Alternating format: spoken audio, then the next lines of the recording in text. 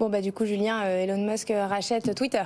Eh oui, à 2 semaines de la date du procès qui l'oppose au réseau social, eh bien, Elon Musk fait volte-face. Il a envoyé une lettre cette semaine aux dirigeants du groupe pour conclure une offre, donc, on vous le disait, à 44 milliards de dollars, soit le prix convenu en avril dernier.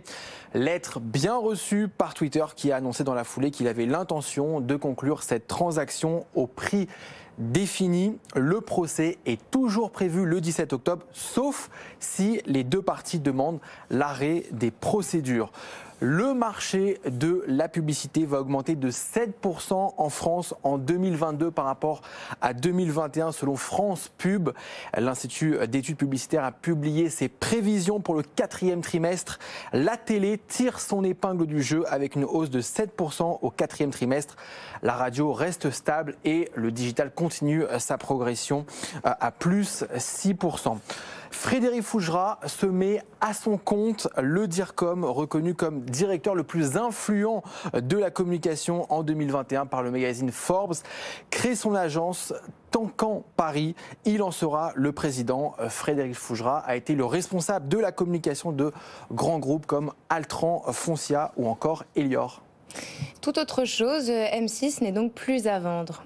Eh oui, Bertelsmann, son propriétaire, vous le savez, renonce finalement à céder sa participation de 48,3% dans le groupe. Il avait reçu, Bertelsmann, plusieurs offres attractives de la part notamment de Rodolphe Saadé, de Xavier Niel, mais le calendrier était trop serré. Le groupe n'a pas voulu risquer de subir un autre revers après l'échec de la fusion avec TF1. M6 comme TF1 doivent donc trouver d'autres alternatives pour concurrencer les géants américains comme Netflix ou Amazon. Et cela pourrait passer par des partenariats et des économies de grille. Et cet échec aurait coûté plusieurs dizaines de millions d'euros en frais de conseil.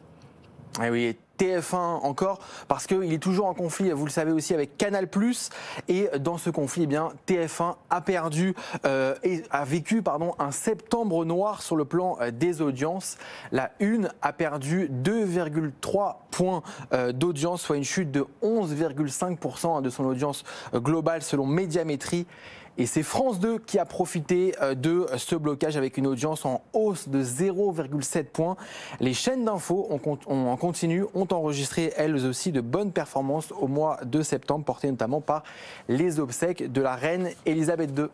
Et puis on termine avec Kim Kardashian qui va payer une amende de 1,2 million de dollars pour avoir fait la promotion d'une crypto-monnaie. Et oui, la star des réseaux sociaux, aux 330 millions de followers sur Instagram, a accepté de coopérer avec l'autorité des marchés financiers de Wall Street.